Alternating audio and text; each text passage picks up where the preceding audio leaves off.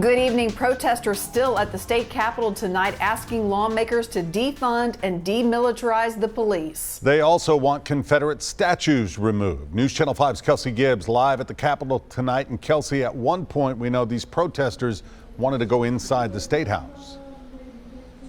That's exactly right, Rory, and they are still out here, as you can hear and see behind me on the sidewalk, as well as there's some camped down under tents near the Capitol steps there. And like you said, they were made attempts to try to get inside the building, and we're trying to figure out why they weren't allowed inside state property.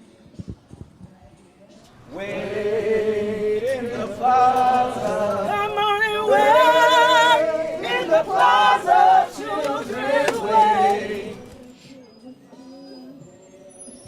Protesters eventually made it around the Capitol and up the steps where they were greeted by law enforcement. We saw one person get apprehended by THP for trying to get inside the Capitol. The lieutenant in charge says that person was not arrested but will be cited.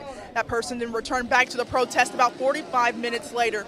Other protesters say they were willing to risk getting arrested because they believe they should be granted entry inside. Now, the National Guard was also on the grounds to help, but everything remained relatively peaceful. Now, dealing with protesters, House Republican leadership did address matters dealing with the protesters outside, which they said has to do with COVID-19, saying that there were protesters inside the gallery as guests during the hearings. If we don't go inside, will they allow all these people to come into this plaza that is outside, that is open air, and that many of these people have on masks? Most of the representatives in there don't even believe in COVID-19. They don't wear masks anyway. We never told anybody they couldn't come in. As always, we've been operating the same that we have been for the last few weeks we've been here. Based on the guidelines put forth, there's only so many people that can be allowed into the balconies up there, that number, and when we hit that number, we cut off.